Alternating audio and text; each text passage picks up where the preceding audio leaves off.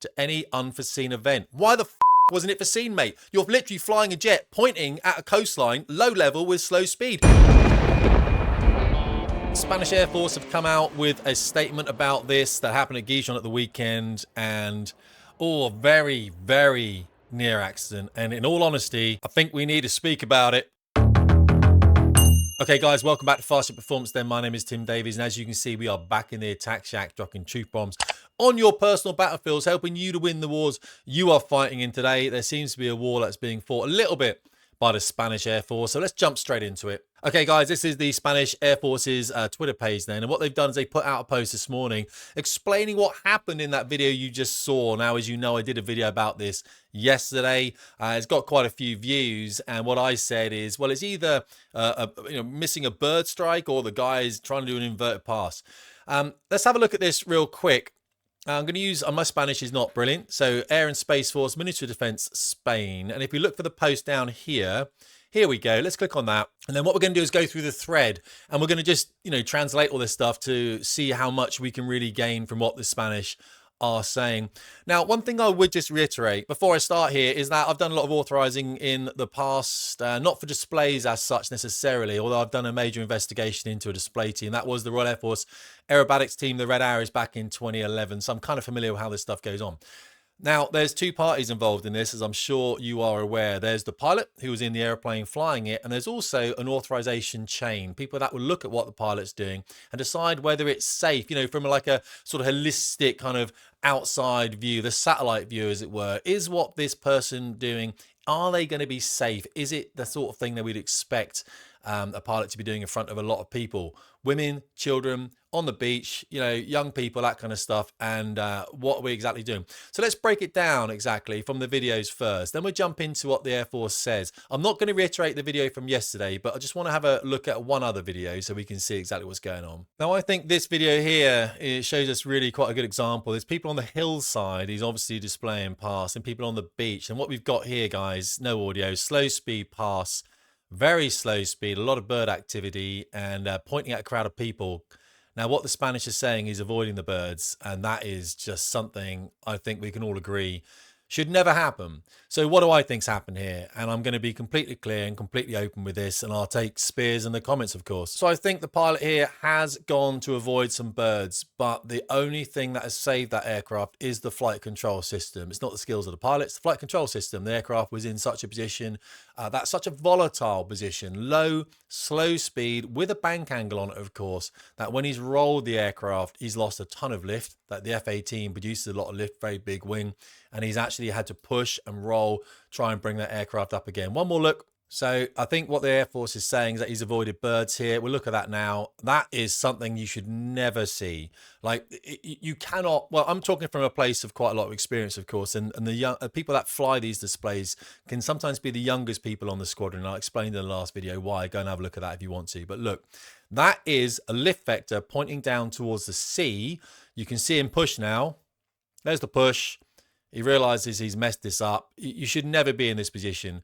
Any other aircraft at this point departs, which means enters an uncontrolled state of flight, which is normally a spin condition. The flight control system on the F-18 has prevented this from happening. And as he just rolls and pulls, the aircraft gives him whatever he can to get away from that. I think personally it's highly irresponsible, but it probably is based in naivety. And what do I mean by that is, well, the pilot thinks that's the only thing that could be done. So I'm not placing any responsibility on the pilot here whatsoever. I'm looking at the authorization team, the people that authorize this guy to go and do this thing. That's the people I want you to think about that right now. Okay, let's look at what the Spanish Air Force say. So here's the page then. We're just going to translate everything now. Let's start on the actual main page and translate the bio. And it says here, Air and Space Force, Ministry of Defense, Spain. Okay, let's scroll down. We find the post here. Let's click on the post. And we come up. We're just going to translate this post. You can see, one thing I would just say is there's a lot of bird activity there, you can see. And why is there a lot of bird activity? Well, it's coastal. So this is why I want to talk about the authorization team. You're doing a slow and low fly past over a coast which is known for birds. So one thing the Royal Air Force would do when I was on Tornado GR4, as you can see, the GR4 is on that over here, guys. That's a GR4 there and there. We spent a lot of time at low level over Scotland, over the sea, coastal wise. And whenever we cross the coastline, we'll be at 1,000 feet. So normally we'd be at 250 feet, running around at 420 up to 540 knots, so 7 to 9 miles a minute. on attack runs, that kind of stuff. But if we hit a coastline, we climb up. All right, we climbed to 1,000 feet because we knew there was bird activity.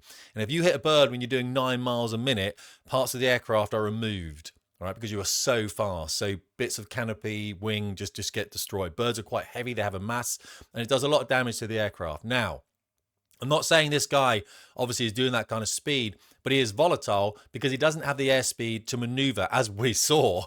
Hasn't got the airspeed to maneuver whatsoever. And if you do pull the stick or move the rudders or anything like that at that kind of slow speed, the aircraft will try and do what you want it to do. And the only thing stopping you doing that then, of course, is that flight control system. And as we can see, when he does that, the aircraft is like, oh, I'm going to point at the ground because you've told me to. And now he tries to recover it and backsticks it. And I'm surprised it didn't impact the ground. But look at the amount of people on the coast there. So where the aircraft is heading. All right. So the aircraft there, we can see that. So what am I doing here, guys? I'm being a dick. Buildings, coastlines. This is why it's a failure in the authorization team to have predicted this eventuality.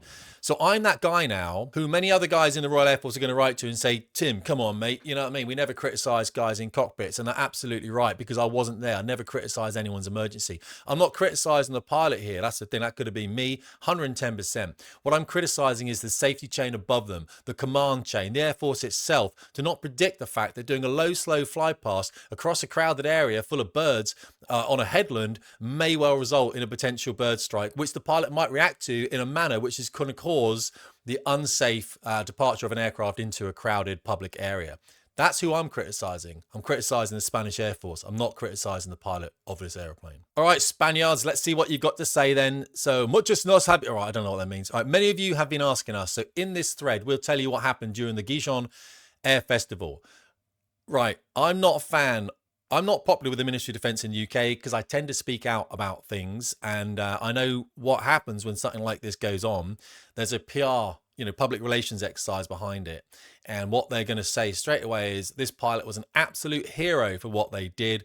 They saved a lot of lives. And without their skills and training that we provide them, people will be dead now.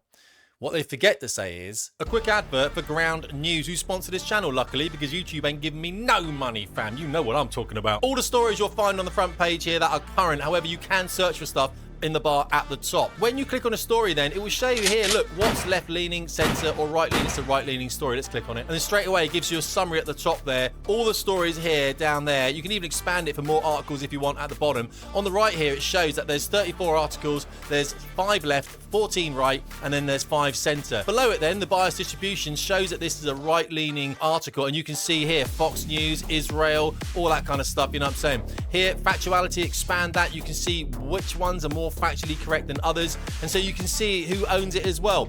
Where are your biases in this? Click on the article if you want. You'll go straight to that website then, and at the top you can see there's a bar that drops down as well, again showing where these biases are. You can then look at left-leaning articles and right-leaning articles and not get sidetracked by the mainstream media. 40% off, thank me later. If you wasn't there in the first place, none of this shit would have happened, mate. You know what I mean?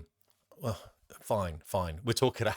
As you've seen, one of our F-18 fighters performed an evasive maneuver on detecting a flock of birds in its paths. This action is part of the standard protocol to preserve both pilot safety and public security. Mate, not doing that isn't, mate. Not unless you're smoking a massive crack pipe. There is no pilot in the world that would say that that is something you should be doing. Absolutely 110%. What, doing that and ending up 50 foot off the ground? You can't even gauge the height you're going to get to when you do that. This is why you don't do it. So what the actual authorization team should have said at this point is if you do take a bird strike when you are low, slow and vulnerable, pointing towards crowds of people, you suck up that bird strike. Or here's the other thing you should do. Okay, this is what they should have said. We're not going to do a low, slow fly past pointing at a beach full of packed people.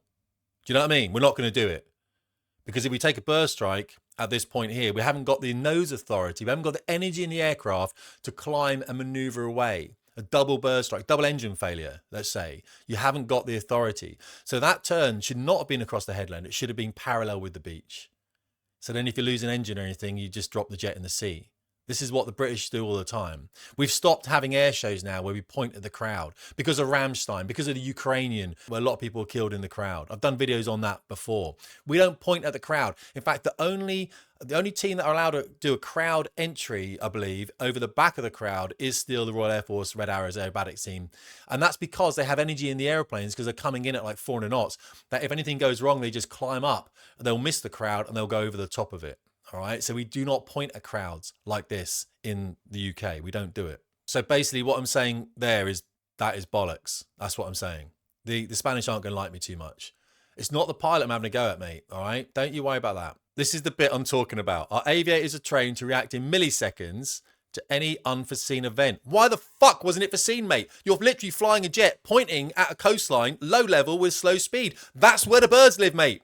How is that not foreseen, you bunch of absolute clowns? My family could have been on that beach. You have to foresee the event. That's why you have a safety event. That's why you have a safety chain over the top of these people. You have someone that looks after the pilot so they can forecast this. In this case, the pilot acted with exemplary speed and professionalism, avoiding a possible collision without compromising the expedition. Mate, this display ended. Of course you compromise the exhibition. You shouldn't have been doing the maneuver in the first place. That's what I'm talking about. Safety is... Oh, shut up, you dickhead. Safety is and will continue to be our top priority at every air show. Thank you to all the attendees, blah, blah, blah, blah, blah. Let's keep flying together. So we're going to end this now because obviously, you know, I'm coming out the Spanish Air Force. I don't have a dog in this fight whatsoever. But all I'm saying is there is nothing. I have not got any issue with what the pilot did. They reacted to something that the Spanish says was unforeseen. I'm like, hang on a second. I live on an island, mate. You know what I mean? Last time I looked, Spain did have a coastline, because we just seen one. And the truth is, if you're flying a big airplane that's noisy and has been over that before, by the way, this is one of the things people don't seem to realize. When you fly your jet over a coastline, you wake birds up, mate, and they lift up into the sky. That's the problem. That's why we are only allowed to fly over the same spot twice in the Royal Air Force when we're at low level. We can't do it a third time because you disturb birds so much. They all lift from the trees. And the third time you come round, you start collecting them, all right? And you start hitting them. So if you're doing a display over a coastline, the last thing you want to do is start pointing back at it again when all the birds are lifted up into the sky. This was foreseen. This wasn't unforeseen. I could have told you this would happen, all right? And the problem is the reaction to it, of course, as we said, you know, the reaction is the action. Unfortunately, the pilot put that aircraft in a pretty much almost irrecoverable position. It was only with God looking down on them they were able to pull that aircraft. And that God is McDonnell Douglas, who made the flight control system for that Hornet. You know what I'm saying? So the truth is, the Spanish Air Force, the command chain of the Spanish Air Force is at fault for what happened there. Not the pilot. Whoever approved that display to allow himself to come around that headland pointing at the beach, potentially to suck up all those birds, is the one at fault. And I would have done it very differently. That's all I'm saying. So hopefully that's clarified a few points there, guys. You know what I mean? Let's not blame the pilot for that. Not at all. It's the authorization chain that's at fault for that one. Tim Davies, Fast Jet Performance.